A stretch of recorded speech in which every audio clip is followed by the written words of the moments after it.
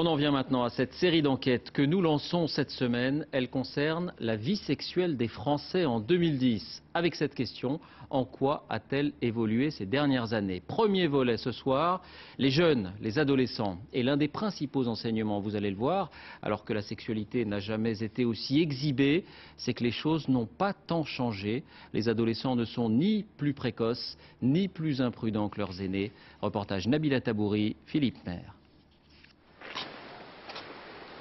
Rouler une pelle, un patin, se bécoter, bref, emballer. Chez les ados, les premiers émois amoureux passent par le baiser. C'est vieux comme le monde. Tourne pas toujours ta langue dans le même sens. Mais attends, mais c'est mon style de roulage de pelle. On drague beaucoup, mais on ne conclut pas forcément, car contrairement aux idées reçues... Qu'est-ce qui te prend? Pourquoi tu me sautes dessus comme ça? En France, l'âge du premier rapport sexuel n'a pas beaucoup varié depuis une trentaine d'années. Pour les garçons, il est de 17 ans et 2 mois. Pour les filles, il est de 17 ans et 6 mois. Dans les années 40, la première fois pour un garçon, c'était 18 ans et pour une fille, c'était 22 ans. Tiffaine et David ont 18 ans, un peu fleur bleue, ils sont surtout très amoureux. Ça fait 1 an et demi qu'on est ensemble. Et puis depuis 1 an et demi, c'est l'amour fou, c'est le bonheur, c'est la joie. Et les deux tourtereaux ne se quittent jamais. Au lycée, ils sont dans la même classe de bac pro vente. Leur histoire a commencé un jour de rentrée scolaire par un coup de foudre. Le bébé couple a même son petit nid, le studio de David au fond du jardin de la maison familiale. Les cours, on y vient, on fait nos devoirs tranquilles, on se met à l'aise. Ça nous apprend aussi de voir pour plus tard si on est compatible. Voilà. Tu mets la télé? Ouais, si tu Entre eux, beaucoup de tendresse et d'attention. Une complicité qui leur permet de parler de sexualité sans gêne ni tabou. Voilà. Votre première fois, vous l'avez vécu ensemble? Moi, non. Elle, non, moi oui. Ouais, non, moi ma première c'était avec un autre. Voilà. À quel âge? À 16 ans. C'est jeune. Et puis moi, 17 ans. La première, Tiffany. Je me suis senti à l'aise et comme sur des roulettes. Parce que les sentiments étaient là aussi. Ouais, les sentiments étaient là. Une relation sereine et épanouie qui, d'après eux, les fait grandir. Mais la belle histoire peut aussi virer au cauchemar. Julie a 17 ans et demi lors de son premier rapport sexuel. C'était en mars dernier avec un garçon plus âgé. Il n'y avait pas de préservatif.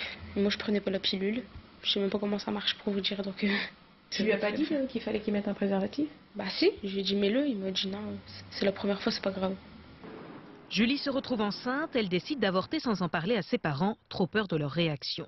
Depuis, la jeune fille refuse toute relation sexuelle. J'ai peur que ça recommence. Je veux pas d'avoir encore une mauvaise expérience comme ça. J'ai galéré toute seule, donc... Le nombre d'interruptions de grossesse chez les jeunes filles de moins de 18 ans ne cesse d'augmenter. 8 000 dans les années 90, 15 000 en 2007. Les contraceptifs sont chers et il est souvent difficile pour les jeunes de se les procurer anonymement. Quant aux informations, les ados en disposent, mais ce ne sont pas toujours les bonnes. Alors, combien de temps peut durer un rapport sexuel? Les questions sont directes. Il n'y a pas d'âge. Elles ont toutes été écrites par les élèves. Je pense pas. C'est pas limité quoi. On prend le temps qu'on veut quoi. Par contre, on l'enlève quand? Depuis plusieurs années maintenant, cette infirmière scolaire et ses collègues organisent des séances d'information. Au moment où il va... Comment on dit ça? Éjaculer. Voilà. C'est un des obstacles aussi à l'accès à la contraception des jeunes.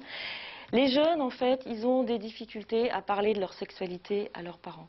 Parce que les parents, ce sont les parents, et qu'eux n'ont pas envie d'aller dire à leurs parents, justement, qu'ils commencent une vie sexuelle et qu'ils vont avoir des rapports sexuels.